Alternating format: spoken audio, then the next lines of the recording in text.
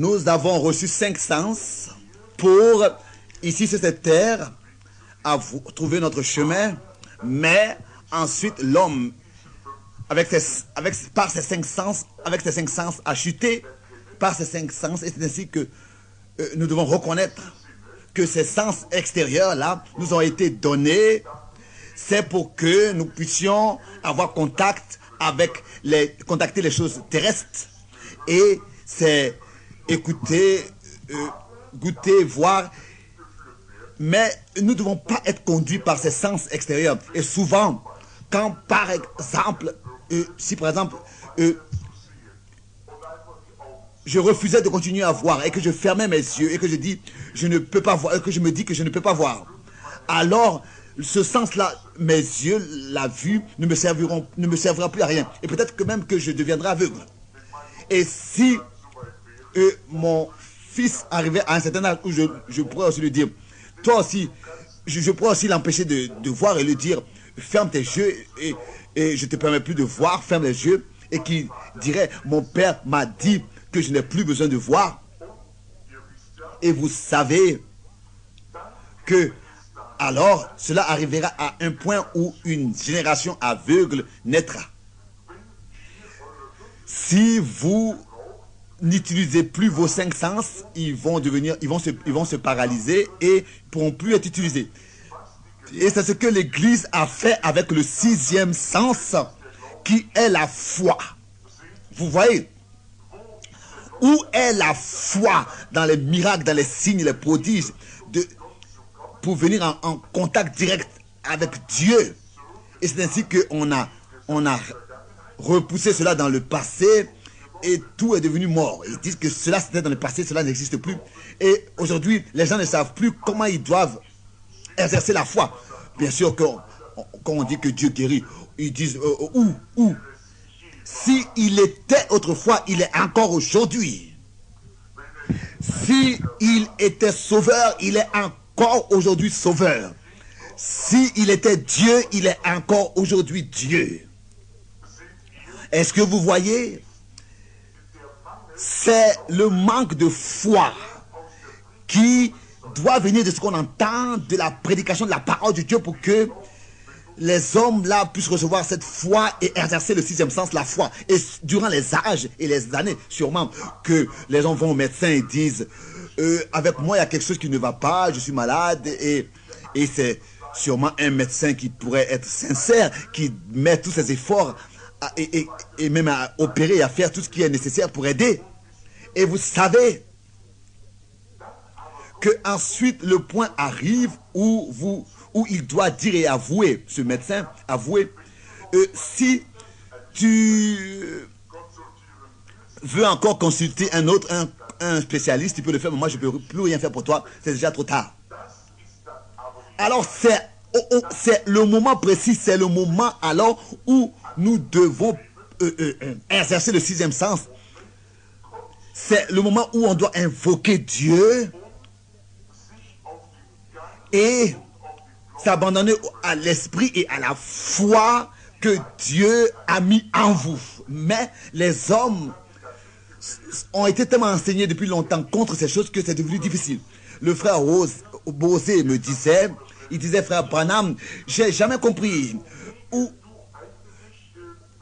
les choses contre lesquelles tu vas et comment est-ce que ça doit être difficile pour toi quand tu prêches et que la puissance de Dieu se répand et que c'est une réalité. Tout ce qui se passe, qu'il y en a qui sont assis là et qui pensent, oh, s'il faisait ceci et s'il faisait cela, peut-être que cela m'aidera. Bon, bien-aimés frères, c'est le 6e sens, c'est-à-dire de comprendre ce qui est prêché et de l'expérimenter personnellement. Par le Saint-Esprit, Christ lui-même a donné la promesse. Et nous avons ici et là essayé, ici et là, ceci et cela, jusqu'à que nous ne pouvons plus. Nous sommes arrivés au bout de nos efforts, mais nous savons que Dieu a promis dans ces jours de manifester les choses surnaturelles. Oui, la foi authentique, la foi réelle, vraie. Aucun démon, tout l'enfer ne pourra pas nous empêcher de l'exercer. Mais nous ne trébuchons pas là-dessus. Elle n'est pas assez utilisée. Nous sommes trop abandonnés aux cinq sens et 95% des personnes le font ainsi. Au lieu de s'abandonner au sixième sens, ils s'abandonnent aux cinq sens. Ils disent oui, c'est vrai, creuse le trou et préparer le cercueil. Non, j'ai eu aujourd'hui une femme en une interview et son mari s'appelle Deutsch et il était ici avec sa femme.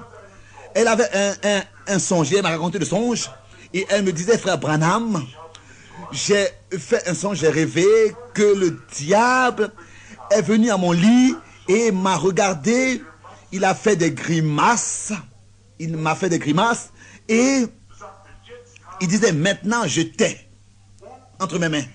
Et elle a dit que quelque chose m'est arrivé, j'ai sauté du lit et j'ai dit, diable, sors d'ici au nom du Seigneur Jésus-Christ. Et il est sorti en catastrophe de la maison. Et j'ai dit, mais je ne comprends pas ce que cela signifie. Je ne comprends pas ce que cela devrait signifier. Et le Saint-Esprit qui était présent m'a donné l'interprétation. Et justement, il n'y a pas longtemps, son mari avait eu un infarctus. Et il est déjà certain âgé, il est âgé, un homme instruit, et ses mains sont tombées, et la mort est venue pour le prendre, mais Dieu était avec lui. Dieu n'avait pas fini avec lui, et la femme s'est levée dans la foi, et elle a dit, ça je ne l'accepte pas, je revendique que sa vie puisse revenir en lui au nom de Saint Jésus-Christ. Et réellement, il a été guéri. Pourquoi? Le sixième sens est resté fermement attaché dans ces heures critiques. C'était le moment où, vous voyez, Dieu lui avait donné ce songe, quoique il n'était pas encore interprété. Mais quand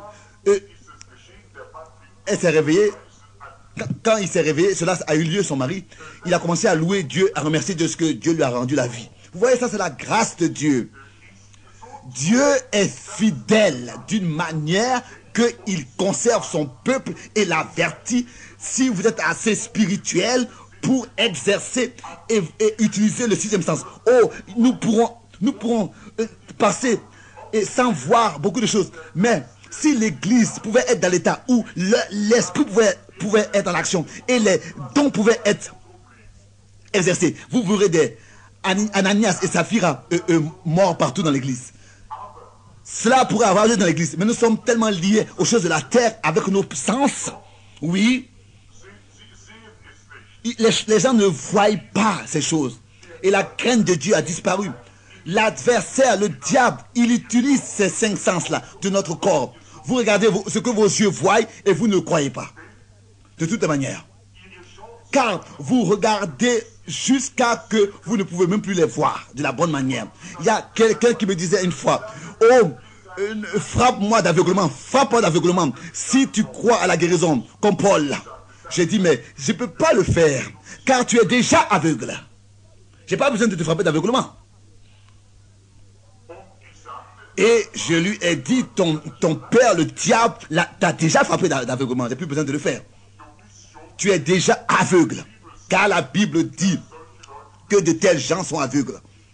Vous voyez, l'évangile, s'il est caché pour ceux qui ne peuvent pas voir. 2 Corinthiens 4. Vous voyez, ils n'ont pas reçu ce sens-là que Dieu leur a préparé pour eux. La foi. Les cinq vont toujours manquer. Les cinq sens vont toujours manquer. Mais c'est par ce sixième sens, par la foi, que beaucoup de choses se sont passées. Dans une église, il y a une jeune femme qui était venue sur la plateforme et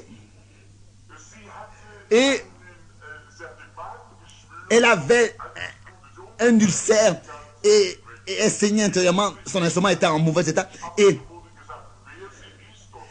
l'esprit était présent et il a été dit qui elle est, d'où elle vient, où elle habite. Et après, il a été dit, ainsi dit le Seigneur, tu es guéri. Et elle est repartie à la maison. Et il y a une femme dans le voisinage. Elle avait quelque chose dans la tête et elle était venue aussi à la nuit de prière. C'était à elle et il lui a été aussi dit qui elle était, d'où elle vient. et elle avait des problèmes de cerveau, etc. Il lui a été dit, toutes les circonstances de sa vie, et il lui a été dit, ainsi dit le Seigneur, tu es guéri. Et ces deux femmes-là sont reparties à la maison, ensemble, mais ils se sentaient, rien n'a changé, ils ne se sentaient rien différemment, mais ça n'avait rien à faire avec cela, parce que vous ressentez. Éloignez-vous des sentiments, des sensations, car vous ne pouvez pas vous abandonner à ce que vous ressentez. Vous ne pouvez pas vous abandonner, car c'est la preuve.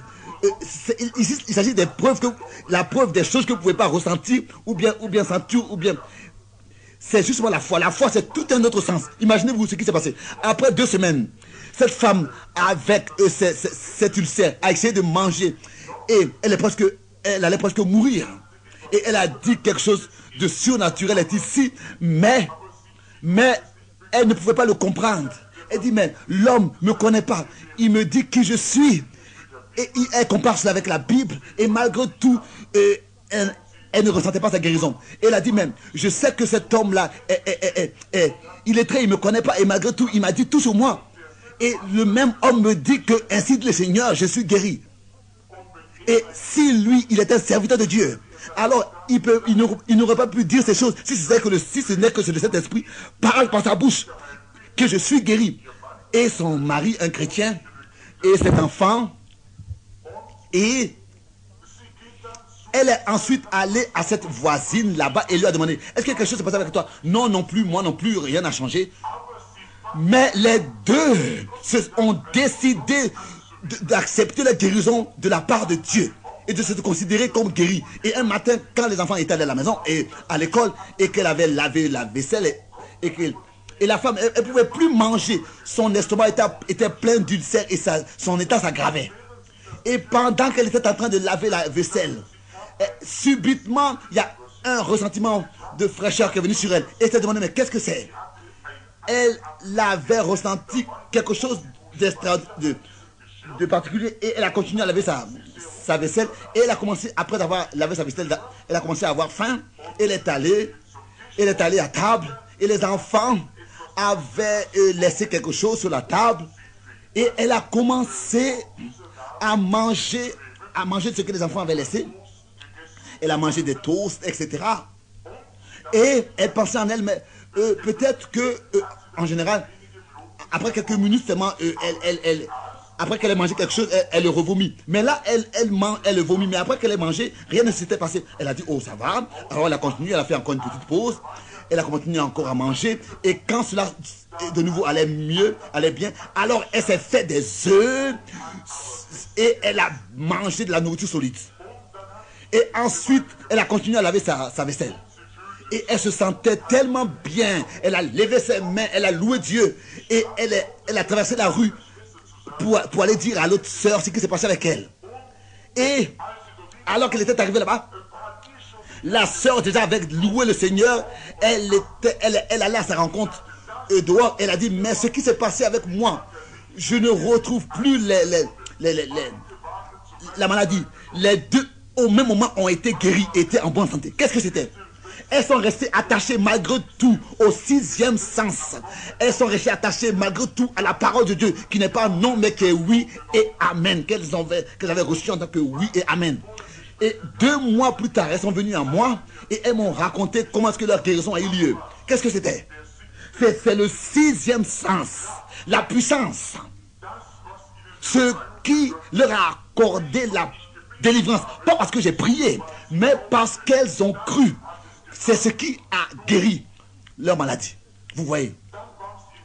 Alors c'était à quel tabernacle dans le Inalkelis. Et là-bas, ils avaient eu un jeune qui avait de la polio. Et après que la fille du prédicateur avait été guérie,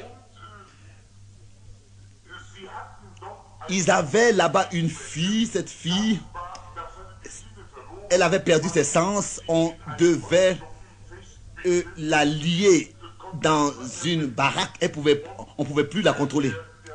Et l'homme, un prédicateur, un homme très bien. Mais la fille avait quelque chose dans la tête et elle est devenue folle. Et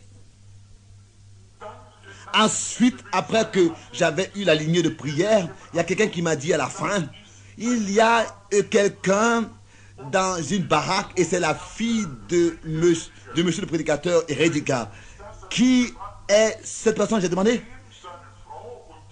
Sa fille et sa femme sont là-bas dans la baraque et je suis allé réellement là-bas sur ce vieux banc qui avait été pris d'une classe et elle était en train de un saint est un saint perdu, un saint reçu. Elle parlait comme ça seule avec elle-même et elle était en train de s'enlever les cheveux. Et là, Madame Rediger m'a dit, je lui ai dit, tu es Madame Rediger? Elle a dit, oui, je le suis. Et je lui ai dit, je suis frère Branham. Elle a dit, je suis heureux de te rencontrer, frère Branham. J'ai dit, mais ton mari était presque une idole pour moi. Quel grand homme. Souvent, je l'ai entendu prêcher par la radio. Et elle disait, partout, j'avais ma fille et ma soeur est morte de cette maladie. Et maintenant, ma fille a reçu la même maladie. Et il n'y a rien que nous pouvons faire. Et j'ai dit, alors que j'étais un jeune homme, il était un grand homme. Je l'ai écouté souvent dans ma jeunesse par la radio. Et ça, c'est sa fille. Elle dit, oui, c'est sa fille. Et quelque chose est venu sur moi. Et je pensais, le père est mort, a été enseveli. Mais maintenant, le sixième sens a commencé à agir à moi. J'ai dit, Satan, tu ne pourras pas retenir cette fille. Au nom de Saint-Jésus, sors d'elle. Et la mère a demandé, mais qu'est-ce qu'elle doit faire? J'ai dit, mais elle est guérie. Et la fille continue à dire, un saint est un saint, un centime est un centime, et 2 centimes sont 2, etc. Et elle continue à parler comme ça, comme une folle. Et j'avais prononcé sa guérison. Et le prochain jour, elle a reçu ses sens. Et elle est mariée et elle a plusieurs enfants. Nous devons rester attachés à ce qui a été prononcé de la part de Dieu. Ça, c'est le sixième sens. Sans nous occuper de ce que nous ressentons. Oh. Si nous voulons entendre des témoignages de confirmation de ce que le sixième sens fait, j'étais avec le frère Mickenstown sur une rue connue à Atkinson. Et c'était l'un des cas les plus difficiles que j'ai vu de toute ma vie. Le frère Brown, lui, il était avec moi dans la lignée de prière. Et ensuite, à la fin, il a dit, frère Branham, ici à Keller, cette maison est un cas que tu n'as jamais vu. J'ai dit, il disait, cette femme a été rapportée du Mississippi et elle était déjà pendant 20 ans dans une maison de fous. Il m'a raconté tout cela. Et il disait, maintenant regarde. Et je suis allé, une femme d'un certain poids, jeune, peut-être seulement un peu habillée très légèrement parce qu'elle venait de la maison de fous. Elle ne pouvait même pas, depuis 2 ans, lever se tenir sur ses pieds. Sa hanche saignait, elle saignait, elle perdait du sang. J'ai dit, mais qu'est-ce qu'il lui a? Qu'est-ce qu'elle a? Et le frère me disait, elle a perdu le sens. Elle a eu un choc depuis sa jeunesse. Et quelque chose a été paralysé dans ses sens. Et maintenant, elle est dans une maison de fous. Et j'ai dit, mais pourquoi est-ce qu'elle perd du sang comme ça? Pourquoi elle saigne? Et il m'a dit, elle est méchante et on doit faire attention. On a eu besoin de 5 personnes pour l'attraper. Elle s'est dégagée de 5 personnes. Elle a une force extraordinaire. Avec 5 personnes, on ne pouvait pas la retenir. Et c'est pour cette raison que ses mains saignent encore. J'ai dit, mais est-ce que je ne peux pas lui parler et aller avec elle? Il m'a dit, non, ne le fais pas, elle va te tuer. Elle va te tuer. J'ai dit, oh Dieu, toi, tu prendras soin ici. Et je suis allé malgré tout, je me suis approché d'elle. Elle était assise par terre. J'ai dit, mais comment vas-tu, sœur? Et c'était quelque chose de bien. Et son bras aurait pu suffire pour me faire tomber. Il m'a dit, fais attention, en quelques secondes, quelque chose peut se passer. Elle s'est remuée et j'ai sauté sur le côté et elle m'a poursuivi. Et elle s'est jetée sur le dos et s'est tournée comme un serpent. Et je peux encore aujourd'hui entendre comment est-ce qu'elle a crié comme un serpent. Elle a rampé par terre. Elle pèse peut-être 90 kilos ou bien 70. Et elle a levé sa hanche tant qu'elle pouvait contre le mur. Et elle a pris sa tête et elle a tapé contre le mur. Et elle a commencé à perdre du sang. Et du banc qui était là, elle a cassé un morceau et elle a jeté cela sur son mari. Et je disais, oh, une telle chose de toute ma vie, je ne l'ai jamais vue. Et j'ai dit, mais ça c'est le diable. Et ensuite elle a dit, William Branham, tu n'as rien à faire avec moi. C'est moi qui l'ai apporté ici. Et son mari m'a regardé et dit, mais elle ne sait pas qui tu es. Elle ne sait même pas qui elle est elle-même. Elle ne te connaît pas. Comment est-ce qu'elle peut dire ton nom? J'ai dit, mais ce n'est pas elle qui parle, c'est le diable qui parle par elle. Et j'ai dit, Satan, tu reconnais et tu sais que en moi, j'ai aucune puissance sur toi. Mais mon Seigneur l'a. Car il a triomphé sur toi à Golgotha. Et par un don céleste confirmé par un ange, ou bien accordé par un ange, qui m'a dit que si tu es sincère quand tu pries et que les hommes croient, alors j'ai dit, sors d'elle au nom de Jésus-Christ. Rien n'a changé. J'ai prononcé cela, rien n'a changé. Et son mari est venu à moi réellement. Il dit, mais frère Branham, qu'est-ce que je dois faire avec elle? De la reprendre dans la maison de fou? J'ai dit, bien sûr, fais-le. Rien ne s'était passé. J'ai dit, mais pas ce que je pense, mais ce que toi tu penses. Il a dit, oui, je crois qu'elle est guérie. J'ai dit, mais tu n'as rien besoin de faire d'autre. Il dit, je crois qu'elle est guérie. Et en allant à la maison, elle n'avait plus de difficultés. Et le prochain jour, ils l'ont livrée dans la maison de fou. Et 2 jours plus tard, elle a été renvoyée complètement normale de la maison de fou. Et c'est ainsi que là-bas, il y a eu aussi à Jonesboro, à Arkansas, il y a une église baptiste et c'est là-bas que j'avais commencé à prêcher. Et il y a quelqu'un qui m'a fait un signe et je pensais, mais qui c'est cela? Et elle ne pouvait plus retenir. Elle a dit, mais est-ce que tu te rappelles de moi? J'ai dit, mais non, je ne t'ai jamais vu. Elle dit, j'étais la femme qui avait été apportée là-bas, dans la maison de fou. Et dans ces 6 mois-là, mon mari a décidé de suivre l'appel pour prêcher l'évangile. Qu'est-ce que c'est?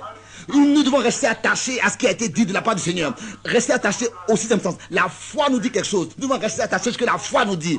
La foi dit ainsi, oh, si Dieu peut faire de telles choses pour ça, pour une telle femme, il peut le faire aussi pour toi et pour moi. Rien ne pourrait le séparer de ça. Le 6e sens agissait. Et il est resté attaché à ce 6e sens. Et la puissance de Dieu a été manifestée. Je pourrais vous raconter des témoignages. Vous pouvez écrire à ces gens-là. John Carter, Milltown, en Indiana. Vous pouvez lui écrire. Il y a un autre témoignage encore sur elle. Elle appartenait à une église qui ne croyait pas à la guérison divine et elle avait pris des leçons de piano.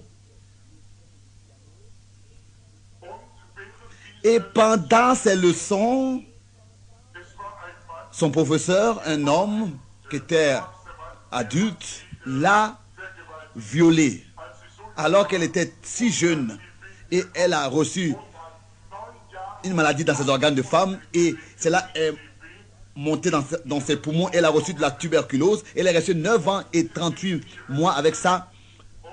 Ça a infecté ses poumons et pendant ce temps, elle a pesé pendant tout ce temps que 37 kilos. Vous pouvez lui écrire si vous voulez. Elle sera heureuse de vous répondre. Je ne savais rien de cette fille. Je ne savais même pas où se situait Milltown. J'étais allé à la maison un jour et je disais à maman, je pars ce soir, je vais rentrer, je vais aller me coucher tôt ce soir parce que je veux m'occuper avec le Seigneur, rester devant lui. Et je suis allé dans ma chambre et je priais pendant très longtemps. Et après un moment, Et vous savez, maman, une femme, une fermière du pays à la vieille, des vieux temps. Et après avoir lavé le linge, elle étendait ça sur des chaises avant de le repasser. Et vous connaissez ça, c'était comme ça avant. Et ensuite, donc ces chaises-là étaient occupées avec tous ces vêtements qui étaient lavés. Et je pensais, mais cette chaise-là vient vers moi. Et subitement, je regardais, et c'était la lumière surnaturelle qui venait vers moi. Et c'était comme si j'allais dans cette lumière par un désert et j'ai entendu comme un petit agneau qui appelait et qui appelait comme un agneau. Et j'ai dit, oh, c'est dommage que ce petit agneau-là est retenu quelque part. Je l'entendais crier comme les agneaux et crient et pleurent. Je me disais, mais où est cet agneau? Où est cet agneau? Je suis allé plus loin, plus proche de ce bruit. Et je suis passé par le buisson. Et j'ai entendu subitement l'agneau dire Milltown, Milltown. Et ensuite, je suis sorti de cette vision. Et je pensais, mais où est Milltown? Où est Milton en fait? Et je pensais, mais un agneau est quelque part retenu et a besoin de secours. Et j'ai demandé à mon église, mercredi soir, est-ce qu'ils connaissent un endroit qui s'appelle Milltown? Personne ne connaissait. Et le dimanche matin, j'ai demandé encore, est-ce que quelqu'un connaît un endroit appelé Milltown? Et John White, beaucoup de vous de la Capelle connaissent John White, et il me disait, frère Branham, Milltown est là-bas, vers le sud, à plusieurs kilomètres d'ici, éloigné d'ici, et c'est dans un petit endroit assez retiré, je sais où c'est, et je lui ai demandé est-ce que tu pourrais m'y amener. Il a dit, mais bien sûr. Il a dit donc, faisons cela samedi prochain. Et alors que nous étions arrivés à Milltown, et nous étions passés par là, il y avait un petit marché là-bas où les gens viennent et vendent des fruits et tout ça. Et je suis allé à un homme dans ce marché qui avait des caisses. Et je lui ai demandé, est-ce que tu peux me donner ces caisses en bois? Il a dit, mais qu'est-ce que tu veux que je fasse? Qu'est-ce que tu veux faire avec cela? Je lui ai dit, je suis un prédicateur et je veux comme ça monter sur ces caisses et prêcher à ceux qui sont ici au marché. Il y en a assez. Et donc j'ai pris plusieurs caisses. Et alors il m'a dit, bon d'accord, prends-les et vas-y. Alors je suis allé. Et ensuite le frère White est venu, il m'a dit, mais écoute, si tu veux, je vais te prendre aussi, on peut aller aussi sur les montagnes. Et nous sommes passés à côté d'une chapelle peinte en blanc. Et je lui ai dit, mais qu'est-ce que c'est ça pour une chapelle? C'était une chapelle de Baptiste. Et le prédicateur a déménagé, a quitté la ville. Et donc la réunion, les membres se sont éparpillés. Ils n'avaient plus donc de réunion, de culte. Et donc je me suis approché de ce bâtiment. Et ensuite, il y a quelque chose qui m'a dit, rentre dans cette église, rentre dans cette chapelle. Et j'ai dit, mais quoi? Ils ont plus de culte? Non. Alors j'ai essayé d'ouvrir la porte et ce n'était pas possible. Alors j'ai dit, mais j'ai prié, Père Céleste, est-ce qu'il y a quelque chose avec cette chapelle? Est-ce que tu m'as appelé ici dans cet endroit? Est-ce que c'est ici où tout est retenu dans le buisson comme j'ai entendu cet agneau? Alors j'ai essayé encore d'ouvrir la porte, je ne réussissais pas. Alors quand je me suis retourné, il y a un homme qui sortait du coin du bâtiment et il m'a demandé comment vas-tu. Je lui ai demandé, mais comment vas-tu? Comment allez-vous? Et il m'a demandé, mais est-ce que vous voulez rentrer dans le bâtiment? J'ai dit oui, bien sûr. Et il m'a dit, mais j'ai la clé. Alors il a ouvert la porte et j'ai regardé autour de lui et j'ai dit, mais à qui appartient ce bâtiment? Il a dit, mais ça appartient à la commune. Et je lui ai demandé, mais est-ce qu'on peut avoir des réunions ici, des cultes? Il a dit, bon, allez demander à la commune, à la mairie. Et j'ai travaillé dans le public et je suis sûr que il me donnera la possibilité. C'est frère Branham qui disait cela. Alors il m'a dit, donc faites en sorte seulement que tout soit propre et que tout soit en ordre. Vous n'avez rien besoin de payer pour la salle. Alors j'ai commencé à annoncer dans la ville, je prêche Jésus-Christ le même aujourd'hui éternellement. Et le frère Horn, j'ai invité les gens de la ville, et le frère Horn et le frère White, et ils ont écrit une petite note, venez écouter un petit Billy Sunday. Et j'avais des petites réunions, Mr. Wright et ses deux filles et son fils. C'était tout. Il y a à peu près, il y a à peu près dans la chapelle 500 chaises. Et on était seulement 4. Et j'ai prêché de tout mon cœur comme je pouvais. Et le troisième soir, alors que j'étais en train de me tenir devant la chaire et que je voulais distribuer les livres de cantiques, venez écouter un petit Billy Sunday. Et j'avais une petite réunion, Mr. Wright, ses deux filles et son fils. C'était tout. À peu près 500 places avec ces 4 personnes. Mais j'ai prêché très dur et de tout mon cœur comme je le pouvais. Et c'est ainsi que le prochain jour, j'ai eu encore des réunions.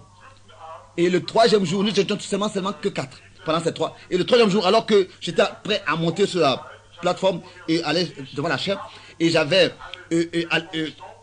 avant cela, travaillé très durement. J'avais nettoyé toutes les chaises et nettoyé en espérant que les gens viennent.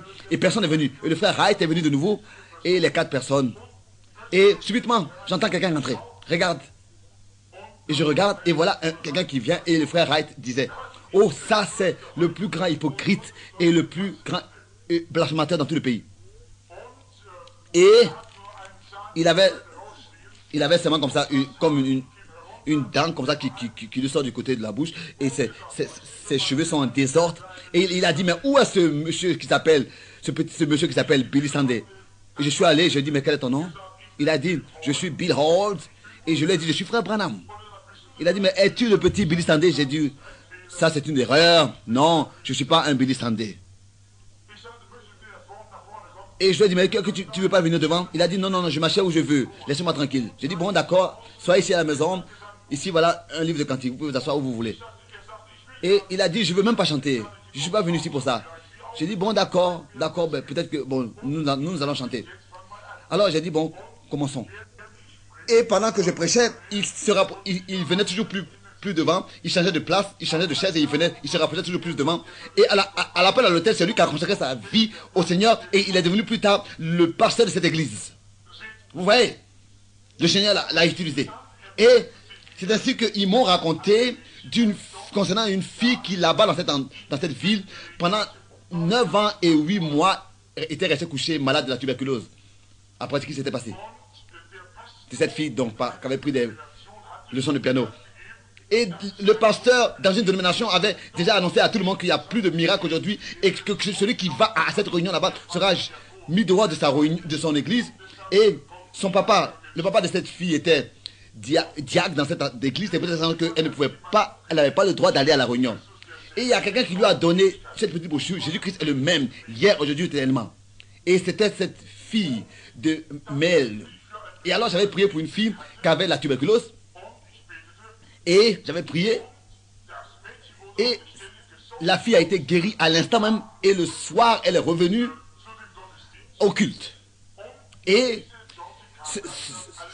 cette Georgie Carter avait entendu tout cela et pleurait. Elle disait, oh, si cela pouvait avoir lieu avec moi, cette Georgie Carter.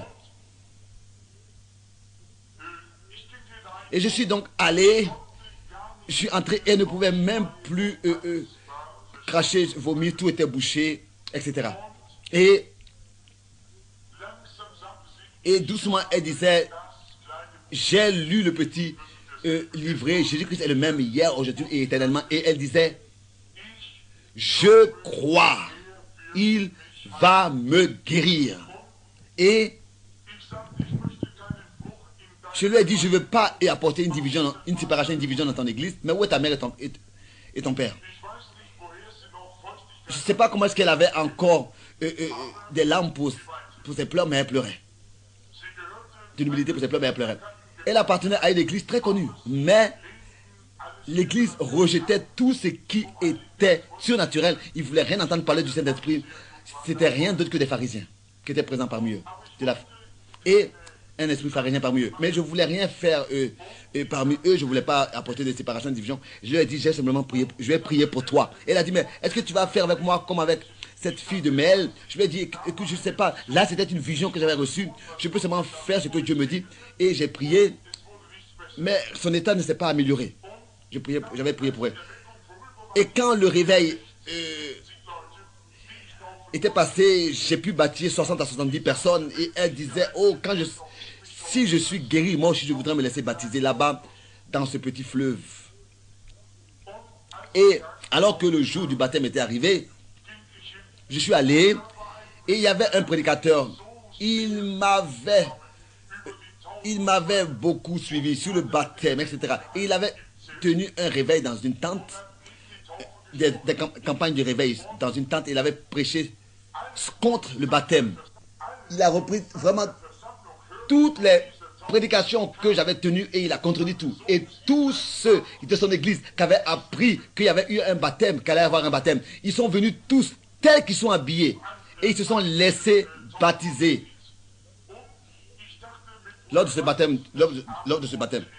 Et je pensais maintenant le soir prendre le repas du soir avec le frère Wright, mais je ne ressentais pas de devoir manger. J'ai dit d'abord, avant la réunion de ce soir, je veux prier. J'ai un fardeau pour cette jeune fille dans mon cœur. Donc je suis allé au bord de la montagne, je suis allé là-bas, je me suis mis à genoux dans le buisson et j'ai regardé à Dieu et je suis resté tranquille dans la prière et partout ça commençait à me piquer, à me gratter. Vous savez, quand vous commencez à servir Dieu, alors les choses deviennent désagréables autour de vous. Et le soleil s'est couché et brillait dans mes yeux. Et je pensais, mais maintenant, je ne sais plus. J'ai dit, mon Dieu, sur les genoux, je ne peux plus continuer et tout me pique et tout est contre moi ici. Et justement, je me suis levé et j'ai continué à prier debout. Et là, il y avait comme un roseau, je ne sais pas comment est-ce que vous appelez ici le roseau, mais là il y avait à l'intérieur la lumière, cette photo que j'avais ici, l'ange de l'Éternel, et cette lumière là sortait de ce buisson, et je me suis tenu encore plus droit, et j'ai dit, Seigneur, qu'est-ce que tu veux que je fasse? Et ensuite, on entendait déjà les cloches pour dire que le repas du soir est prêt, et là-bas dans le pays, c'est comme ça. Quand c'est le temps du soir, les cloches se font entendre. Mais j'entendais que je ressentais que j'étais dans la vision encore. Vous voyez, Dieu répond des deux côtés. À ce même moment-là, la petite était tellement nerveuse. Elle pleurait, elle voulait être baptisée. Elle avait promis à Dieu de le servir. Elle était vraiment sans calme. Et sa mère, une femme merveilleuse, elle est allée dans sa cuisine, elle s'est mise à genoux, elle a dit, oh Dieu au ciel. Elle a dit dans la prière, fais quelque chose à ce séducteur et ce trompeur là-bas. Cet escroc qui tient ses réunions de réveil là-bas. Il a rendu ma fille encore plus malade qu'elle est. Et maintenant, elle fait que pleurer. Elle disait, oh Dieu, résiste à cet homme. Confonds-le. Laisse-le faire chasser de cette région. Ma fille n'a de toute manière plus d'espérance. Et il lui donne de l'espérance pour sa guérison. Ce trompeur et ce menteur, il a ma fille sous une fausse influence de guérison. C'est pas moi qui le dis, c'est la fille qui m'a rendu ces moyens. Et subitement, cette femme-là voit quelqu'un venir. Elle se lève et elle voit même passer l'ombre de cette personne à la fenêtre. Et elle pensait, là-bas où le soleil se couche, c'était justement là, dans la direction où j'étais en train de prier. Où j'avais prié, elle voyait une ombre au mur et elle disait que c'était comme l'ombre de la silhouette de Jésus. Et une fois, a dit, pourquoi pleures-tu? Regarde qui vient, regarde qui arrive. Et ensuite, elle m'a vu venir. C'est-à-dire, elle avait vu quelqu'un venir avec une Bible dans la main, déjà avec un demi-chauve, donc, et donc, elle est allée vite à sa fille, elle a dit, écoute, je dois avoir rêvé. J'ai entendu qu'un prédicateur vient avec la Bible, avec lui, et il est à moitié chauve. Et c'est justement au moment où elle avait prononcé cela à sa fille que nous étions venus avec le frère Wright et moi. Nous étions rentrés dans le parking devant leur maison. Et maintenant, elle me voit arriver réellement. Et maintenant, je savais que Dieu avait frayé un chemin aussi pour de telles personnes qui sont sincèrement dans l'erreur. Et la femme était encore sous l'onction. Et je suis rentré le papa de la fille était encore dans les tables pour prendre du lait aux vaches. Et donc je suis entré. Et cette femme, la maman, elle est presque tombée, évanouie. Et Georgie, sa fille, me regardait et j'ai dit, sœur Georgie, le Seigneur Jésus-Christ, que tu aimes. Et là-bas, sur ce lit, il n'y avait plus de couleur.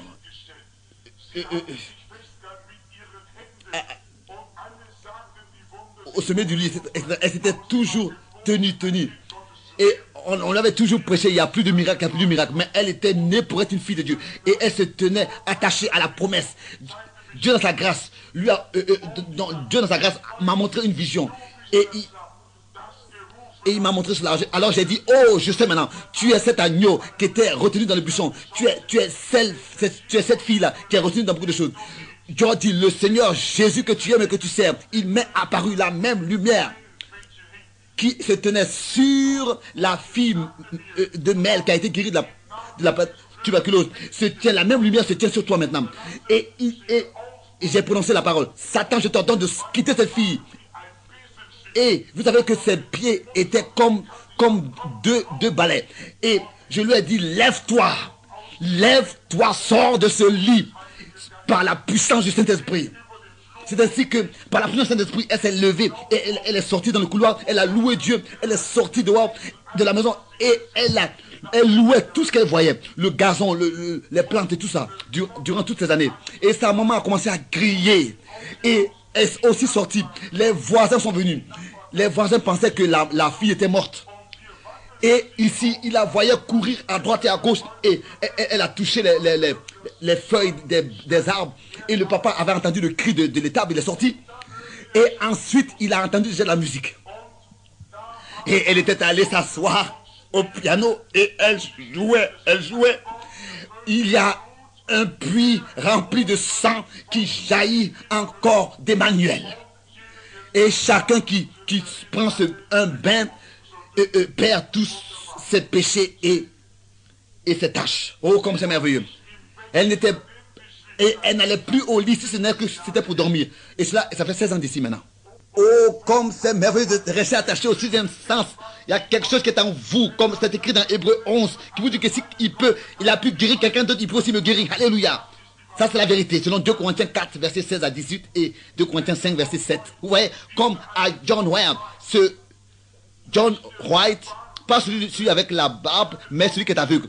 J'avais eu une réunion là-bas, dans la grande chapelle. Et cet homme, il était assis là-bas, il était catholique. Et ils l'ont apporté sur la plateforme. Et alors qu'il s'était approché, et je lui ai dit, ton nom est John White. Je lui ai dit, tu es catholique? Cela selon la foi. Et je lui ai dit d'où il vient. Et maintenant, ça fait 20 ans, plus de 20 ans que tu es aveugle. Il dit, oui, c'est vrai. Et il avait aussi il avait du cancer du sang et par cela, il a reçu cet aveuglement. Il est devenu aveugle par le cancer du sang. Et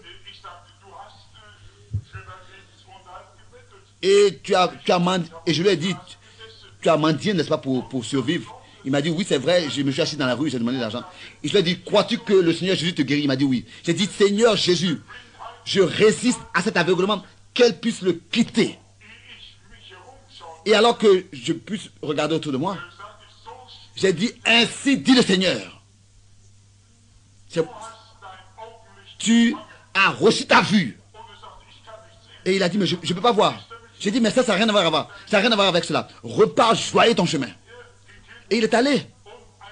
Et une femme là-bas avec une grande corbeille. Et là-bas, John White est venu et il est conduit encore par ceux qui l'avaient amené devant. Il ne pouvait pas toujours voir. Il ne pouvait toujours pas voir. Et ensuite, il est revenu. Il est revenu.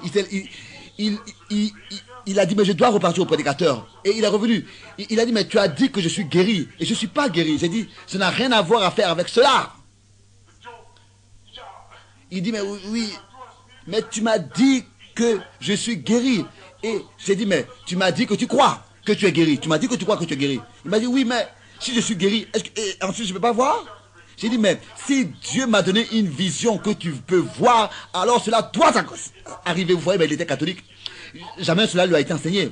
Il a dit, mais je ne comprends pas cela. J'ai dit, mais il a dit, mais qu'est-ce que je dois faire? J'ai dit, tout ce que tu dois seulement faire, c'est va, choyer ton chemin, remercie le Seigneur pour ta vue. Et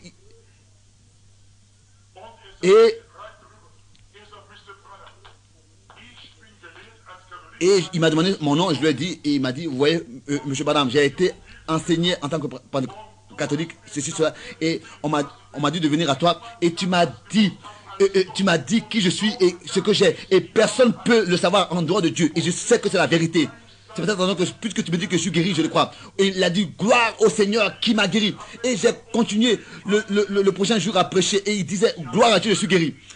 Ils avaient des problèmes à le retenir. Il témoignait à tout le monde qu'il est guéri et qu'il peut voir. Et il disait, merci Seigneur que je peux voir, alors qu'il était aveugle. Et il louait, il criait à haute voix dans l'église, merci Seigneur de ce que je peux voir. Et tout le monde se moquait de lui. Particulièrement les jeunes, les enfants, et dans la rue, ils ont dit, mais il est devenu fou. Il est devenu fou, le monsieur. Il dit qu'il peut voir. Et il dit, je veux expressement crier à haute voix et dire, je suis guéri, je peux voir. Et ils l'ont pris. On a dit, mais on doit l'amener dans une maison de fous. Et ils l'ont réellement apporté là-bas, dans une maison de fous. Et on lui a posé des questions. Il a dit, mais ne vous inquiétez pas, je suis normal. Je suis peut-être même plus normal que vous. Je crois seulement à ma guérison. Je reste attaché au sixième sens, à la foi. Vous voyez? Il n'a pas voulu seulement vous... Il n'a pas voulu seulement voir avec ses yeux naturels. Il voyait avec d'autres yeux. Il voyait à Dieu. Il voyait aux choses invisibles. C'est ça. C'est ça. C'est ça le revêtement du croyant. De regarder à l'invisible. C'est de croire que Dieu est présent. Tous les fruits de l'esprit, etc. Tout cela, tout ce qui est invisible devient visible pour nous. De regarder à l'invisible par la foi. Et c'est ainsi que nous voyons les choses de la réalité. Alléluia. Et ce jeune homme le conduisait à traverser la route, et il était allé, donc il voulait qu'on l'amène chez un coiffeur pour le coiffer, et à peu près, alors qu'il avait fini un demi-côté de ses cheveux, il a dit, écoute, Papa Wright, j'ai appris que tu es allé là-bas pour écouter ce rôle de saint là. Il a dit, oui, je l'ai fait. Et j'ai entendu que tu es guéri. Il dit, oui, je suis guéri. Loué soit le Seigneur. Et alors qu'il rendait témoignage de sa guérison, ses yeux se sont ouverts chez le coiffeur. Et il a commencé à louer et à exalter tel qu'il était. Personne ne pouvait le retenir. Le coiffeur ne pouvait plus finir son travail. Il était déjà dehors dans la rue. Vous voyez, rester attaché au sixième sens. Ça, c'est ce qui rend la chose réalité. Le sixième sens va entrer en possession des royaumes. C'est par le sixième sens que les murailles de Jéricho se sont écroulées. Croyez-vous cela? Amen. Les murailles se sont écroulées par la foi. La mer ne pouvait pas engloutir Paul alors que toute espérance était passée. Il voyait la vision, l'ange de l'Éternel était venu et lui a dit, sois plein de courage. Qu'est-ce que c'était dans Actes des Apôtres? 14 jours, ils ne pouvaient plus rien voir et tout était obscur. Et la tempête menaçait, mais le sixième sens a agi et a travaillé. Et il a vu cela, alléluia. Ce sixième sens n'a pas pu retenir Pierre en prison, non. La puissance de Dieu a envoyé l'ange et l'a délivré. Le sixième sens n'a pas pu retenir Paul et Silas dans la prison. Toute la prison s'est ébranlée. Oh, le sixième sens. Laissez ce sixième sens agir en vous. À cause du sixième sens, les lions ne pouvaient pas dévorer Daniel. Vous voyez, tous ils avaient le sixième sens. Le feu ne pouvait pas brûler les trois amis de Daniel. Ils avaient le sixième sens. Le sixième sens agissait en eux. Vous voyez? Oh! Et Lazare est ressuscité des morts, a été ressuscité des morts. Qu'est-ce que c'était? Dans Jean 11. Le sixième sens. Le troisième jour a ressuscité Jésus-Christ dans les morts. Et le sixième sens va accorder la foi à l'église dont elle a besoin pour l'enlever. Ne vous abandonnez pas aux cinq sens, il vous trompe. Abandonnez-vous au sixième. Vous voyez, je ne sais pas si Charlie Scott est ici ou bien pas, mais j'avais parlé avec lui du sixième sens.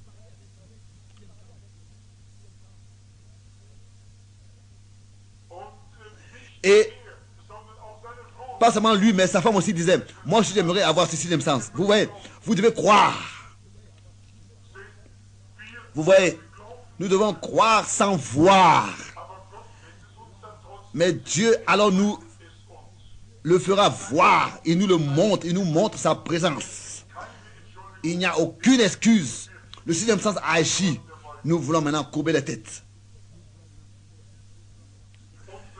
Père, notre Père céleste, le sixième sens, c'est témoignage de la Bible que le sixième sens agit. Je l'appelle la foi. Je l'ai lu, Hébreux 11. Or, la foi est une ferme assurance des choses qu'on espère, une démonstration de celles qu'on ne voit pas. Et le juste vivra de cette manière. Ils sont rentrés en possession du royaume. Ils ont éteint la puissance du feu, échappé au tranchant de l'épée. Ils ont été guéris de leur maladie, furent vaillants à la guerre, mis en fuite des armées étrangères. Abraham était un étranger dans un pays étranger, il a reçu un fils alors qu'il avait 100 ans. Le sixième sens.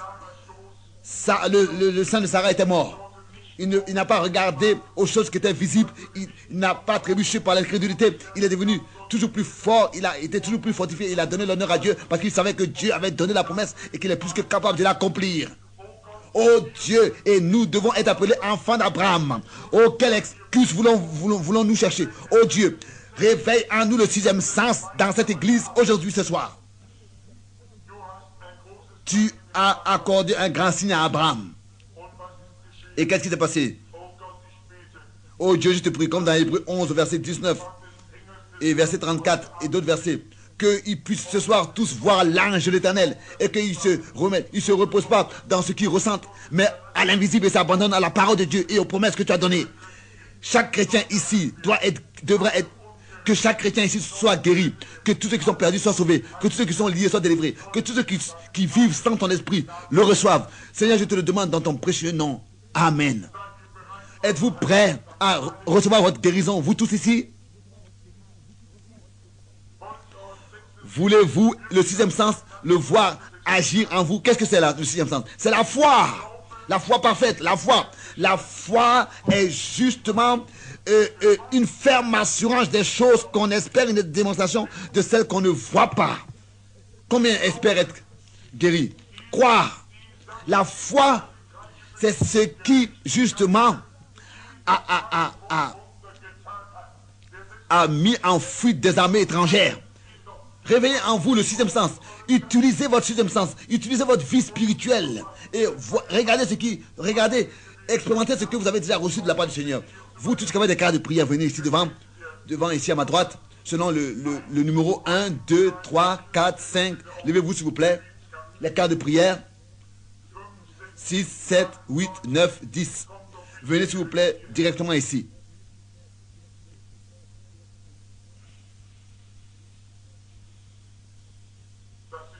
C'est bien, apportez-les ici devant. Placez-vous ici, alignez-vous là. 5, 6, 7, 8, 9, 10, 11, 12, 13, 14.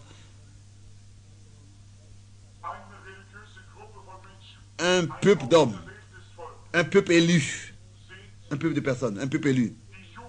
Vous voyez les Juifs qui ont attendu la venue du Messie et qui ont été appris et qui ont été instruits, qui étaient enseignés dans les Écritures. Mais quand il est venu, ils ne l'ont pas reconnu. Ça, c'est quelque chose de triste. L'une des histoires les plus tristes. Le monde a été créé par lui Jean 1, verset 10, et ils ne l'ont pas reconnu. Il est venu sur les siens et les siens ne l'ont pas reçu. Une pensée très triste. Bon, reconnaissez.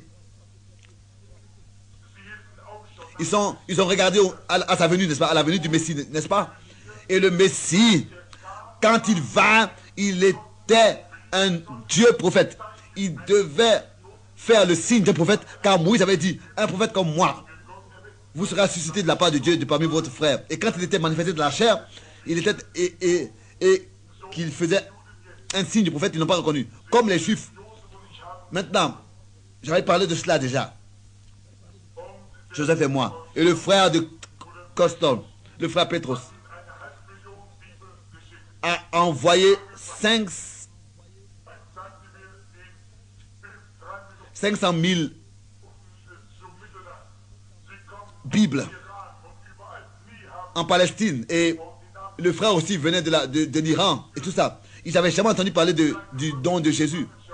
Depuis, ils sont plus repartis dans le pays depuis la captivité romaine. Le frère Pierre leur a envoyé ses Bibles. Et ils ont eu là-bas une interview. Et il disait, pourquoi est-ce que vous revenez à la maison? Est-ce que vous voulez ici mourir? Ils ont dit non. Nous sommes venus pour voir le Messie. Oui. Oh, quand le figuier deviendra juteux, alors l'été est proche. Ce drapeau de David, l'étoile de David flotte encore. Le drapeau le plus vieux du monde.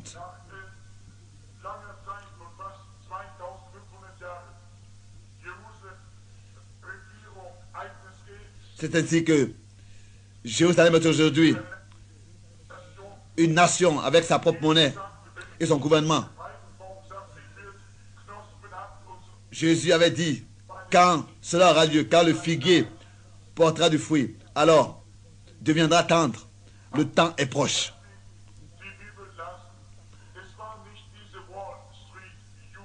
Alors qu'il lisait la Bible, ce n'était pas ces juifs-là de la Wall Street. Non.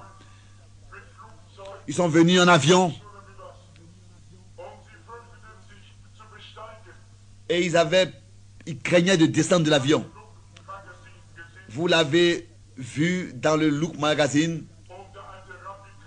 Et le vieux rabbin vint et a dit, rappelez-vous,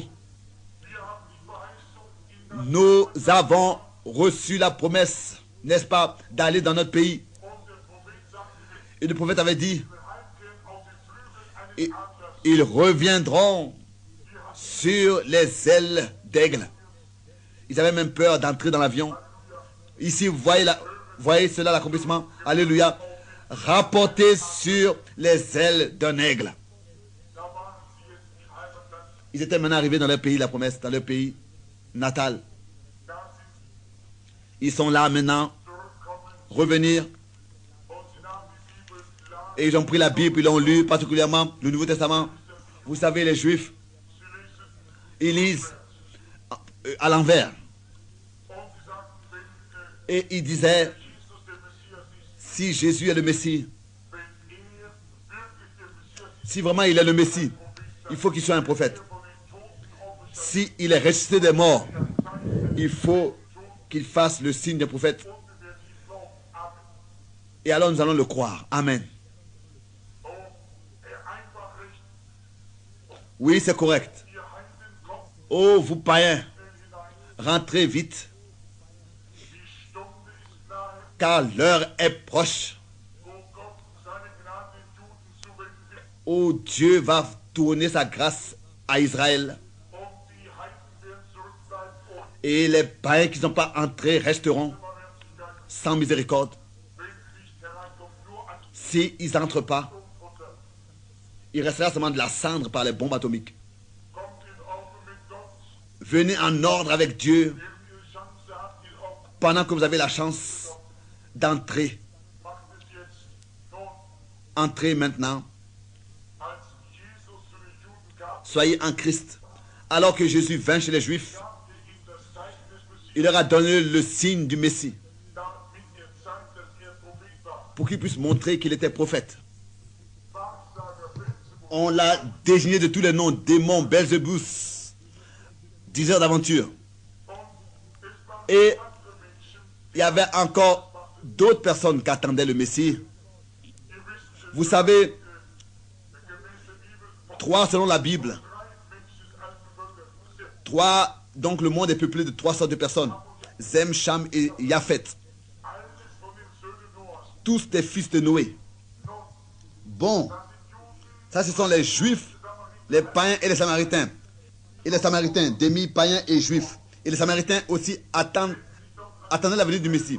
Et il vint dans la région des Samaritains, il s'est assis au puits. Et il y a une femme qui est venue, il lui a dit donne-moi à boire. Elle était étonnée. Car entre les Juifs et les Samaritains, il n'y avait pas de contact. Elle a dit mais entre toi et nous, il n'y a pas de contact. Comment tu peux me demander à boire? Il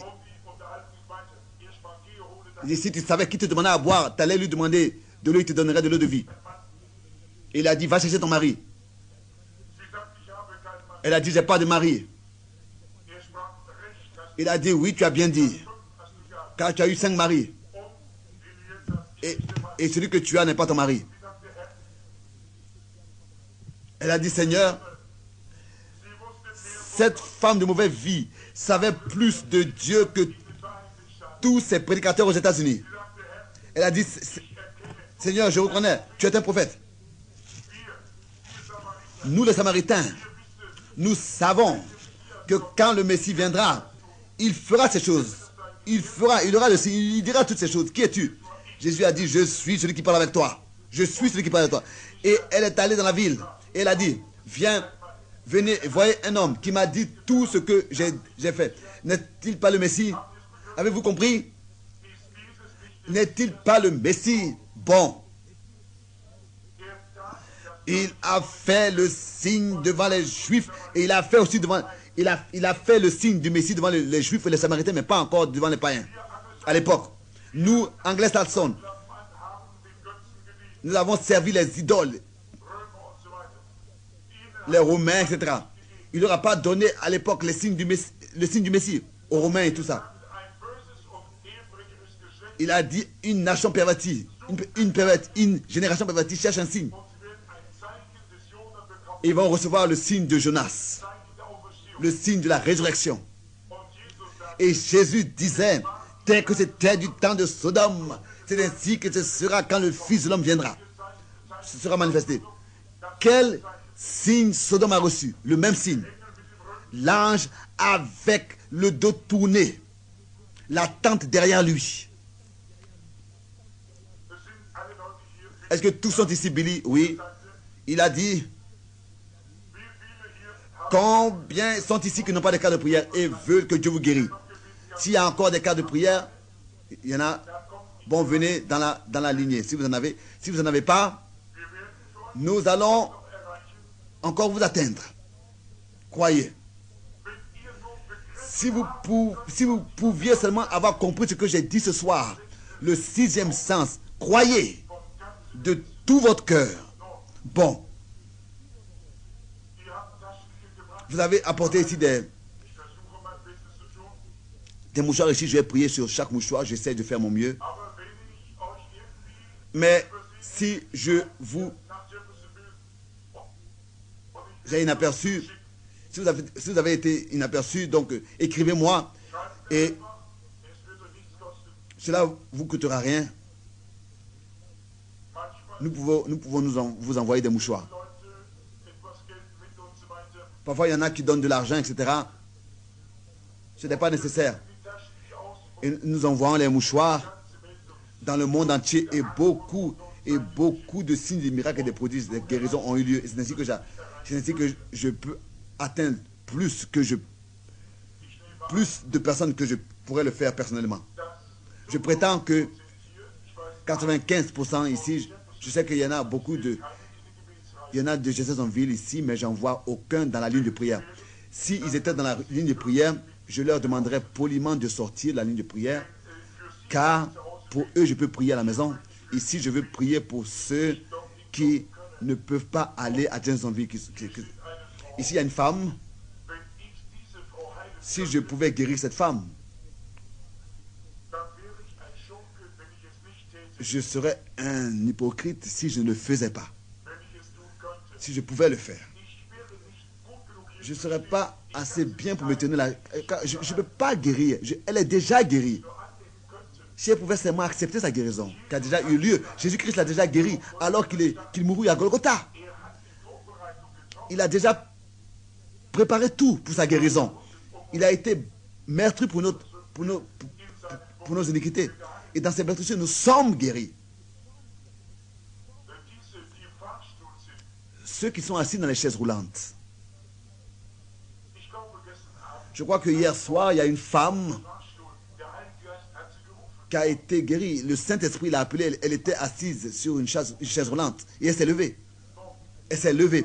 Vous qui êtes assis sur les chaises roulantes, vous dites, oh, mon cas est sans espoir. Impossible. Non, ne pensez pas ainsi. Ça veut dire que si vous pensez ainsi, votre sixième sens est mort. Vous voyez, laissez les 5 sens être morts, mais le 6e sens, laissez-le vivre et utilisez-le. Sortez, vous voyez, de ces 5 sens. Ici, l'homme de peau noire et la femme, vous tous qui êtes ici, ayez la foi. Bien-aimés frères, bien-aimés sœurs, ayez la foi. Le petit, il est trop petit pour savoir ce que c'est que la foi, mais crois que Dieu peut guérir ton fils, ton enfant. Et la femme ici, qui a la foi? Avez-vous tous la foi? Vous qui vous tenez auprès de ceux qui sont assis sur la chaise roulante, ayez la foi pour ces personnes. Vous tous qui avez mal au cœur, qui avez des douleurs de cœur, des problèmes de cœur, vous pourrez mourir dans quelques jours. Ou bien qui avez le cancer. Si rien n'est fait, tu vas mourir. Que ces personnes puissent encore vivre longtemps. Même s'ils sont paralytiques et boiteux. Mais vous pourriez subitement mourir, vous qui êtes là-bas. Saisissez Dieu et dites, aujourd'hui, j'utilise mon 6e sens. Je veux utiliser mon 6e sens et je crois que tu me guéris. Et Dieu le fait. Croyez-vous cela? Croyez de tout votre cœur, je le fais aussi. Bon. Je ne vais pas pour tous pouvoir prier sous le discernement des pensées des cœurs, mais je vais prier pour eux. Et si Dieu est Dieu, et si Dieu est Dieu, il est capable de faire tout.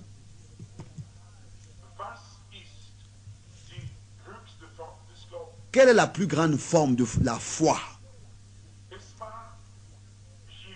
Il y avait quelqu'un, un juif qui avait dit, viens, impose la main à ma fille et elle sera guérie. Mais le romain, il a dit, dis seulement une parole et mon serviteur sera guéri, car je ne suis pas digne que tu viennes sous mon toit.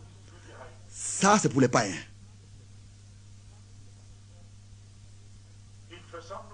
Dans les réunions, au-delà des mers, quand ils voient une seule action surnaturelle, alors toute la réunion est guérie, est secourue. Ils reçoivent la foi parce qu'ils entendent. Et ici, c'est tellement difficile. Vous êtes pentecôtistes et des méthodistes. Mais si vous avez le Saint-Esprit, c'est de ça qu'il s'agit. Ce qui est important, c'est d'avoir le Saint-Esprit. Si vous avez le 6e sens et être prêt à ce qu'il soit rendu vivant, à ce qu'il soit vivifié, à ce que votre 6e sens soit vivifié, alors nous allons voir. Alors venez, cette femme ici, au moins ici pour ces personnes, je ne connais pas cette femme. Nous sommes étrangers l'un de l'autre. Bon, ici il y a la femme. Jamais je l'ai vue de toute ma vie. Elle dit que je ne te connais pas, je ne la connais pas non plus. Elle a seulement reçu cette carte de prière et chacun peut l'avoir reçue. Et elle est la première sur la plateforme. Et pendant que je lui parle, S'il vous plaît, prenez ces choses-là pour vous. C'est pour vous tous. Si cela pouvait être fait une seule fois, pour une personne qui n'est jamais venue auparavant dans une telle réunion, alors c'est une confirmation que c'est vrai. Vous voyez, c'est seulement, il y avait seulement une seule personne qui peut être guérie de l'extérieur et tous les autres croient. Guérie. Elle a fait une seule fois et tous les autres aussi ont cru comme elle a cru. Elle a été guérie et ils ont été aussi tous guéris. Vous voyez la foi. Ici sont mes mains. Tant que je sais, jamais j'ai vu cette femme. Si c'est le cas, ça veut dire que quand même, en tout cas j'ai oublié, je ne la connais pas, nous sommes étrangers l'un de l'autre. Si le Saint-Esprit peut venir à moi et me révéler pourquoi est-ce qu'elle est ici, ou bien alors me dire quelque chose qu'elle a fait, ou bien alors ce qu'elle planifie de faire, quelque chose où elle sait que je ne peux pas moi le savoir en tant qu'homme, alors ce serait une confirmation que c'est le même Jésus qui est aujourd'hui là, qui avait parlé à la femme samaritaine au puits, et que cette génération païenne, c'est ainsi que ce serait pour cette génération païenne une manifestation du signe du Messie, que tel que autrefois Dieu était manifesté dans la chair, et maintenant par le Saint-Esprit, il est en vous, il est en moi, en ce que nous sommes sanctifiés, purifiés par le sang de l'agneau. Il habite dans notre corps. Il habite en nous. Celui qui croit en moi, a dit Jésus, fera les œuvres que j'ai faites. En vérité, je vous le dis, le Fils ne peut rien faire de lui si ce n'est ce qu'il voit faire le Père. Il a dit, ce n'est pas moi qui fais les œuvres, c'est le Père qui habite en moi. Croyez-vous cela? Bon. Je vous demande, vous qui êtes assis sur les chaises roulantes, si je pouvais guérir cette femme, je le ferais. Si je pouvais vous guérir, je le ferais, mais je ne peux pas. Je ne peux pas vous guérir. Mais si Dieu le Seigneur, s'il me dit quelque chose de cette femme, qu'elle-même est juge, que cela est vrai ou pas. Elle sait que je ne la connais pas. Et vous savez tous que ça doit être une puissance surnaturelle pour faire cela. Est-ce que vous croirez alors que le Fils de Dieu, selon la promesse, est ici? Voulez-vous tous croire? Voulez-vous accepter votre guérison de tout votre cœur? Croire? Si un seul cas est vrai, alors cela doit avoir réglé tout. Ça, c'est exactement la vérité. Si tu peux seulement croire, si tu pouvais seulement croire, la première chose, c'est que c'est la vérité. Bon, femme, je vais ici me tenir à côté du microphone, du micro. Je ne sais pas comment est-ce que je parle, si je parle trop fort ou bien trop doucement, je ne sais pas.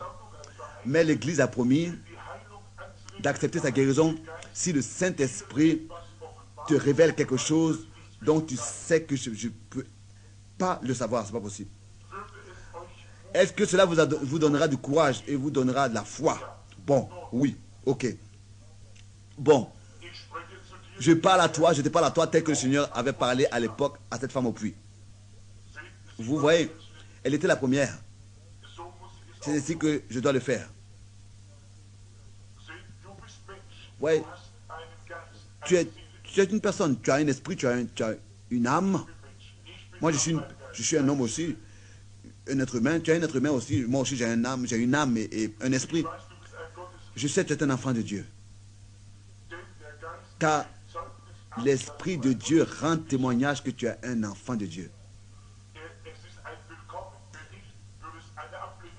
Car je suis bien reçu. Si ce n'était pas le cas, je serais rejeté de ton esprit. As-tu été ici dans l'une de ces réunions? As-tu déjà vu de telles choses? Quand des pécheurs viennent, vous voyez? Et qu'il est révélé ce qu'ils ont fait. Comme dans 1 Corinthiens chapitre 14. Crois-tu de tout ton cœur? Oui, tu crois. Avec tout ce qui est en toi. Dieu est capable de me dire quel est ton problème? Et tu l'accepteras. Alors même les paralytiques ici, tous les paralytiques, les boiteux, tous ont dit qu'ils croient. Tous ont dit qu'ils croient. Toute la lignée ici. Et on a seulement besoin de voir ce qui se passe. Vous utilisez le sixième sens et ensuite vous remerciez le Seigneur. Cela doit être notre disposition à tous. C'est pour cette raison que vous êtes ici. C'est pour croire. Peut-être que le Saint-Esprit, pendant quelque temps, viendra sur toute l'église. Et si je deviens faible et que mon fils est attentif à cela, me prend de côté, si je sais que je deviens faible et que je vais tomber, j'arrête. Et car parfois, je ne sais même plus où est-ce que je suis simplement dans les visions. Jésus disait, vous ferez de plus grandes choses car je vais au Père. Bon, je vois ce qui se passe avec cette femme. Elle vient à la prière ici et la prière est pour une petite... C'est une tumeur, un végétaux et cela se trouve dans les selles, sous son bras. Croyez-vous cela? Croyez-vous cela? Ce végétaux est caché devant moi, mais pas devant Dieu. Est-ce que je dois te dire sous quel bras? Le bras droit. C'est vrai? Si c'est vrai, lève ta main. Crois-tu de tout ton cœur? Est-ce que le sixième sens fait quelque chose en vous? Produit quelque chose en vous? Est-ce que vous êtes encore aveuglé? Et vous dites, mais qu'est-ce que c'est ça? Ou bien, est-ce que le sixième sens commence à agir? C'est la foi en Dieu. Restez attaché au sixième sens. Et l'homme ne connaît pas cette femme. Je ne la connais pas. Jésus-Christ, lui seul, la connaît. Et il a promis de le faire. Cela signifie que tu seras guéri. Femme, si tu peux seulement le croire. Vous dites peut-être que tu as deviné un moment. Ici, ce n'est pas de deviner. Je viens de voir une petite fille dans une vision. Je dis quelque chose d'autre. Tu n'es pas d'ici. Tu es de Laoma. Oui, c'est vrai. Crois-tu que Dieu peut me dire qui tu es? Miss White? Oui, c'est vrai. Dieu va te guérir maintenant. Repars à la maison. Crois de tout ton cœur. Croyez-vous maintenant? Je l'ai vue alors qu'elle était petite. Elle a ça depuis longtemps. Vous tous, croyez-vous cela? Ayez la foi en Dieu. Si vous pouviez seulement que croire, toutes choses sont possibles à ceux qui croient. Si tu peux croire, dit Jésus. Si je te disais que tu es déjà guéri, alors même que tu t'es assise là-bas, va, cela s'est déjà accompli. Remercie Dieu. Ça, c'est une preuve à cette génération. Donc, aux païens, que le signe du Messie maintenant est manifesté aux païens. Et c'est une preuve que le même Messie qui vivait dans la colonne de feu et qui est devenu Père, habitant dans son Fils, ici dans le Nouveau Testament, et maintenant le même habite en nous, dans notre corps, alors que nous sommes sanctifiés et purifiés par le sang de l'agneau. Il habite en nous. Ceux qui croient en moi fera les mêmes œuvres que j'ai fait. En vérité, je vous le dis, le Fils ne peut rien faire en dehors de ce qu'il voit faire le Père. Remercie Dieu. Si je t'impose la main et je dis, Satan t'a déjà quitté, t'es guéri. Satan, quitte aussi ce jeune homme, cet enfant au nom de Jésus. Croyez. Si je t'imposais les mains et que je disais, maladie, sors de cette personne. Satan, sors. Amen. Que je te bénisse. Va et crois. Si je te dis ce qui se passe avec toi, est-ce que cela t'aidera? Ou bien alors est-ce que je peux simplement t'imposer les mains? Sais-tu ce que tu as? Tu peux repartir à la maison. Tu es guéri. Crois-tu, si je t'impose seulement les mains, sans dire quelque chose? Bon, au nom de Jésus, sois guéri. Amen. Va et crois. Va dans la foi. Qu'est-ce qui se passe avec toi? Je crois que je te connais. Satan, quitte mon frère. Au nom de Jésus-Christ. Amen. Va et remercie Dieu pour de tout ton cœur. Croyez-vous tous. Écoutez. Ici, il y a quelque chose que je ne comprends pas. Et ce que je ne comprends pas. Pourquoi c'est que le Saint-Esprit vient et révèle tout. Et un moment, et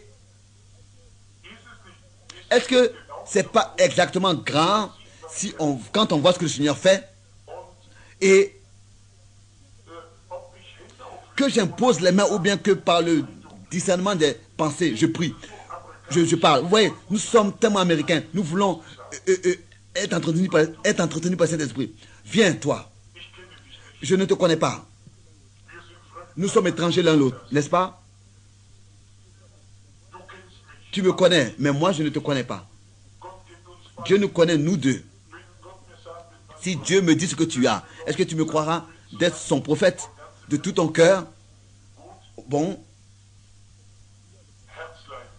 douleur de cœur. C'est vrai, exactement. Crois-tu maintenant de tout ton cœur? Crois-tu que tu es guéri? Tu es venu de loin à ces réunions. De Alabama. Tu es venu avec ta femme. Elle aussi, elle a besoin de guérison. Elle n'a pas reçu de carte. Elle a quelque chose à la hanche. Elle est tombée. Repars à la maison. Vous êtes vous deux guéris. Repartez et croyez. Ainsi dit le Seigneur. Bon. Oh, si tu peux croire. Toutes choses sont possibles. Crois-tu, sœur? Crois-tu que si je te pose la main, tu seras guéri? Au nom de Jésus-Christ. C'est un ordre, viens. Vous voyez? Pourquoi? La femme est exactement guérie comme l'homme. Pourquoi est-ce que vous ne pouvez pas dire loué soit Dieu? Il a guéri la femme. Ici. Tu sais que je sais ce qui est faux avec toi. Tu sais exactement comme je le sais aussi. Dieu peut me le dire. Bon. Si je te le dis, est-ce que cela t'aidera? Ce sont tes nerfs qui ne peuvent plus. Crois de tout ton cœur, va, sois guéri au nom de Jésus-Christ. Ayez la foi. Crois-tu, sœur, de tout ton cœur? Au nom de Jésus-Christ, va, sois guéri. Crois-tu de tout ton cœur, sœur? Au nom de Jésus-Christ, va, sois guéri. Croyez. Viens, sœur. Crois-tu de tout ton cœur? Au nom de Jésus-Christ, va, sois guéri. De la même manière, tel que Dieu l'a dit, c'est signe de faire, c'est signe d'accompagneront ceux qui auront cru. Au nom de Jésus-Christ, va et sois guéri. Amen. Crois-tu? Au nom de Jésus-Christ, que le diable quitte cet enfant. Amen. Sois guéri. Tu veux ce soir pouvoir prendre ton repas? Oublie tes douleurs d'estomac, tu es guéri. Crois de tout ton cœur. Crois-tu de tout ton cœur? Vous voyez? Oh! Recevez le sixième sens. Mettez tous les 5 de côté. Croyez, comment vas-tu? Si je te dis oui ou non, tu crois de toutes les manières.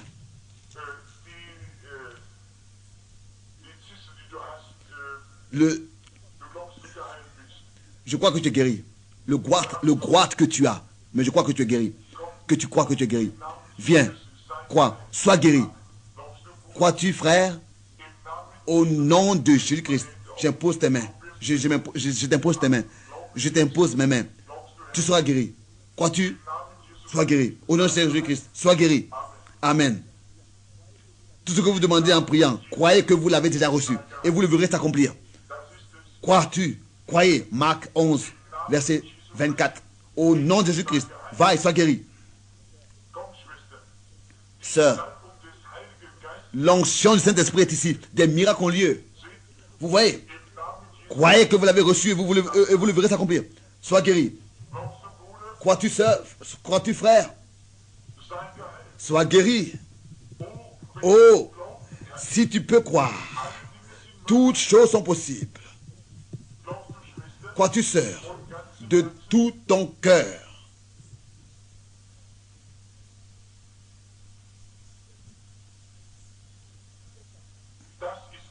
C'est ça. Amen. Elle a vraiment reçu. Je pensais que c'était seulement une ombre. Mais elle a simplement cru. C'est de ça qu'il s'agit. Je la connais pas, mais toi, elle ne me connaît pas non plus, nous sommes étrangers, l'un de l'autre. Mais Dieu te connaît. Et il est ici pour t'aider. Crois-tu cela? Un moment, il y a quelque chose qui s'est passé dans la réunion. Quelque part. C'est ça. Croyez maintenant.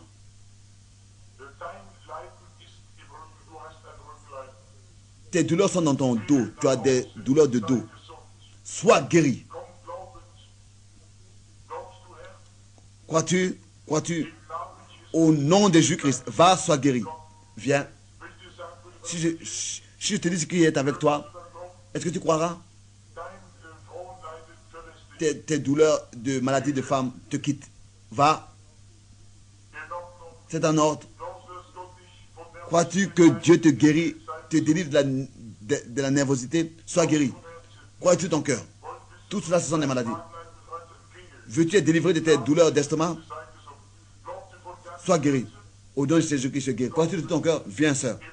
Au nom de Jésus-Christ, va, sois guéri.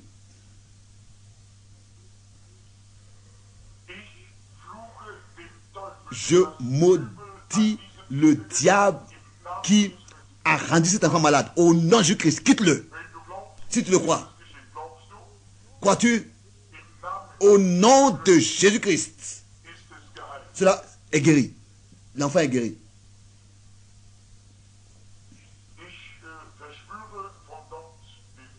Je ressens là-bas quelque chose dans cette direction.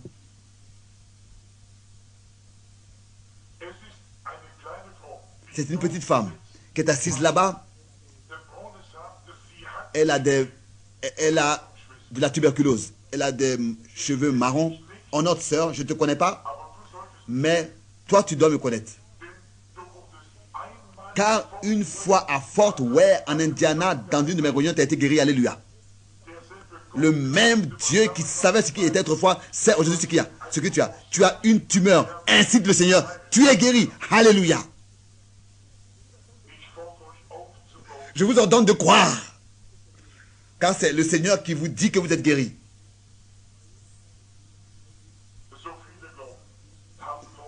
Ayez la foi en Dieu. Croyez Dieu. Crois-tu, sœur, au nom de Jésus? Va et sois guéri. Pour l'honneur de Dieu. Crois-tu, frère, au nom de Jésus-Christ? Va et sois guéri. Crois-tu, frère, au nom de Jésus-Christ? Va et sois guéri. Sœur, crois-tu, au nom de Jésus-Christ? Va, sois guéri. Crois-tu, frère, au nom du Seigneur Jésus-Christ? Va, sois guéri. Crois-tu, pour l'enfant? Je sais que depuis la naissance, il a ça, mais ça n'a rien à voir. Le diable a fait ces choses ici. Crois-tu que maintenant, je maudis le diable au nom de Jésus-Christ? Que l'enfant soit en bonne santé. Crois-tu, sœur? Au nom de Jésus-Christ, sois guéri. Tu crois? Au nom de Jésus-Christ, sois guéri. Crois-tu, sœur? Es-tu là? Est-ce que c'est ça la ligne de prière ici? Un moment, vous croyez de tout votre cœur? Si Dieu me dit quel est ton problème, crois-tu? Il y a une chose qui est dans tes yeux. Ils deviennent mauvais, mais ce n'est pas la chose principale. Tu as quelque chose aux yeux, mais ce n'est pas la chose principale. Tu as une tumeur et dans ton estomac. Tu n'es pas d'ici. Tu peux repartir à la maison. Tu peux repartir à Illinois et être guéri. Si tu peux seulement croire, toutes choses sont possibles. Crois-tu? Croyez-vous cela? L'homme qui est assis là-bas, il prie.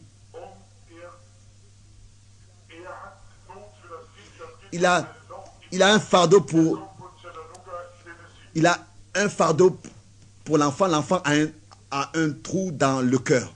Il vient de Illinois, Cheleni. Va à la maison, ton enfant est guéri.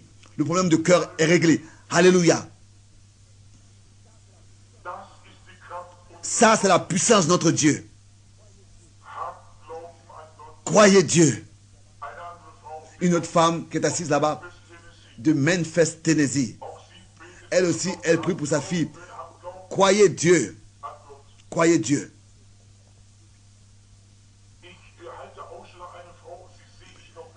Je vois une femme en vision, mais je ne la vois pas ici encore. Elle est ici quelque part, elle prie. Dieu, donne-moi de la voir. De voir où est-ce qu'elle est. Quelqu'un qui croit, elle croit réellement. Avec des douleurs de cœur, avec du diabète. Son nom est Madame Wells. Crois Dieu. Je ne la vois pas encore dans la salle. C'est en ordre. C'est en ordre, sœur. La voilà. Ta foi t'a guéri. Tu as des problèmes dans ta famille. Tu n'as pas reçu de cas de prière. Tu as un cœur, tu as un frère qui a des douleurs de cœur. Il est plus jeune que toi. Et il n'est pas sauvé. Je vois une ombre noire sur lui. Ainsi dit le Seigneur. Crois-tu de tout ton cœur? Est-ce que le sixième sens agit en vous? Alors imposez-vous les mains les autres.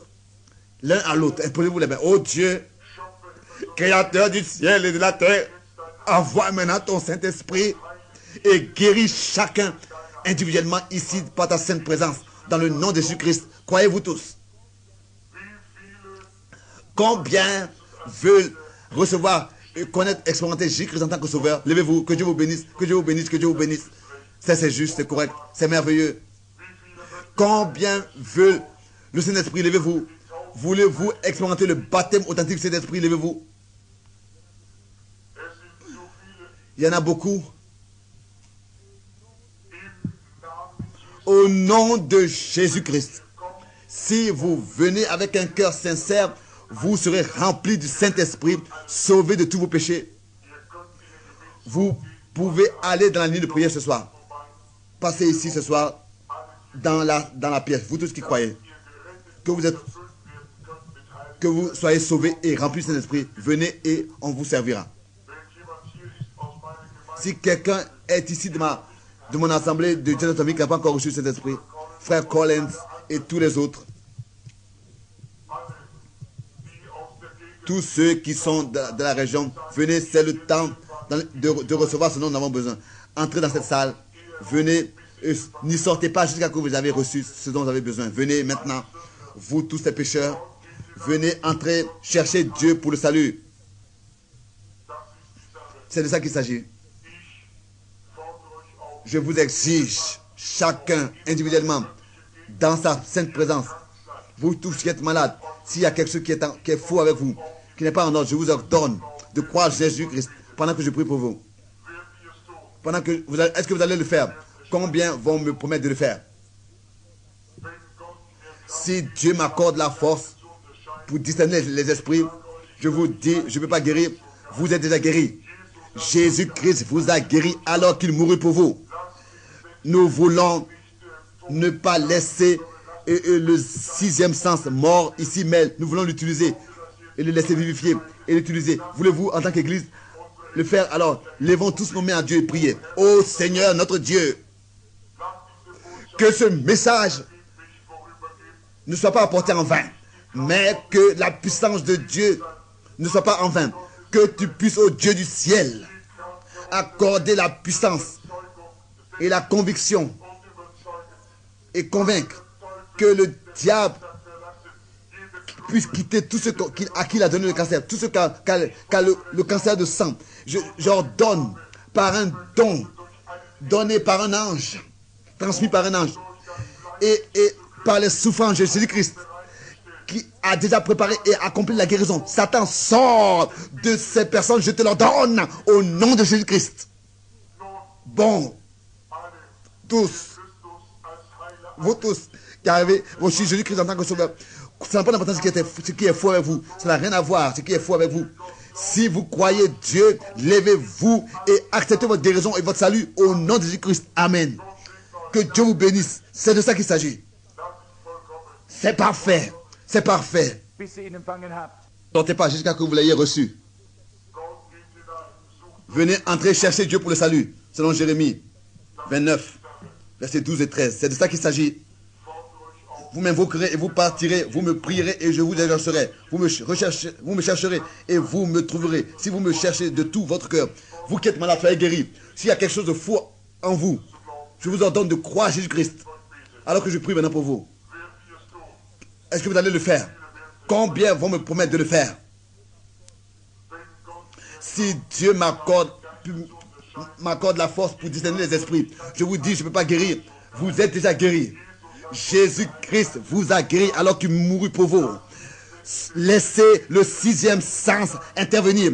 Ne le laissez pas comme ça sans l'utiliser.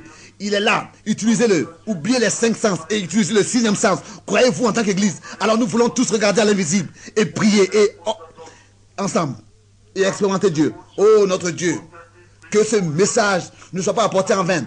Que ta puissance n'ait pas été manifestée en vain.